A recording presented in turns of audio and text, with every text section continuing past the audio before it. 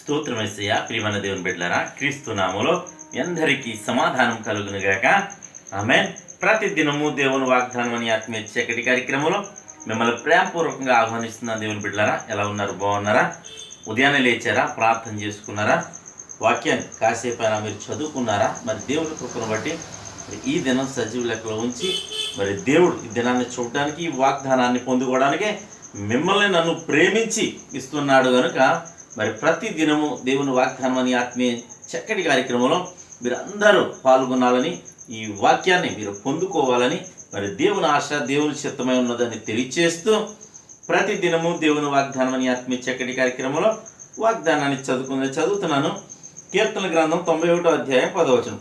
నీకు అపాయమేమీ రాదు, ఏ తెగులుని గుడారమును సమీపించదు. దేవునికి స్తోత్రం. చక్కటి వాగ్దానం ద్వారా ప్రభు మనతో మాట్లాడుతూ మనకి ఇస్తున్న వాగ్దానమే మరి ఇది కనుక ప్రతి ఒక్కరూ క్షేమంగా ఉండాలి అన్నదే మరి ప్రభు చిత్తమట. ఏమంటాడంటే నీకు అపాయమేమీ రాదంటున్నాడట. మరి మనం ఎప్పుడు మరి అపాయాన్ని తప్పించుకుంటామంటే మరి ఆయన రెక్కల నీడలోనికి మనం వచ్చినప్పుడు మనము ఆయన పై వచనాలు ఏమిటంటే ఆయన మహోన్నతిని చాటున నివసించేవాడే సర్వశక్తిని నీడను విశ్రమించేవాడు.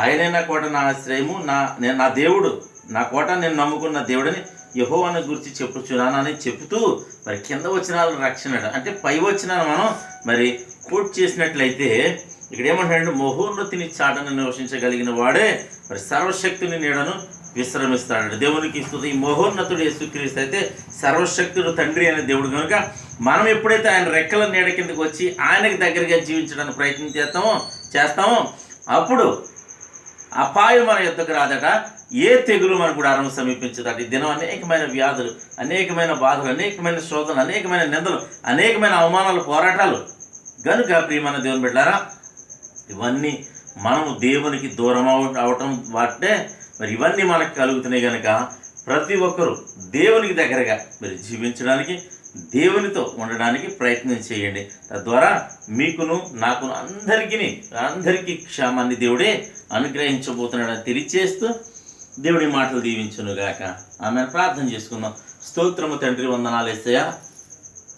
ప్రతి దినము దేవుని వాగ్దానం ఆత్మీయ చక్కటి కార్యక్రమంలో మీరు ఇస్తున్న వాగ్దానం నీకు వందనాలు. నీకు అపాయమేమీ రాదు, ఏ తెగులుని గుడారమును సమీపించదని వాగ్దానం చేస్తాను.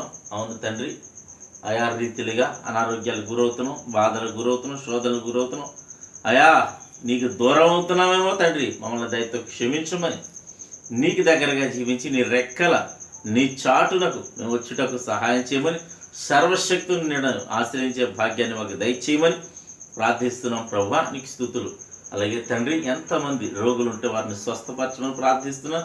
నానా యవనస్తులకు చక్కటి సంబంధాలు అనుగ్రహించమని, గర్భఫలాలు దయచేయమని, అలాగే ప్రభా ఎక్కడెక్కడైతే నీ సువార్త మహోత్సవములు, మీటింగ్లు జరుగుతున్నాయి ప్రభా, నేను రాజమండ్రి పట్టణంలో ప్రభా ఆయా రీతిలో ప్రభా అక్కడ ప్రతి చోట నీ మహోత్సవములు, పండగలు జరుగుతున్నాయి ప్రభా, ప్రతి చోట నేను క్షేమకరంగా జరిగించమని ప్రార్థిస్తున్నాను.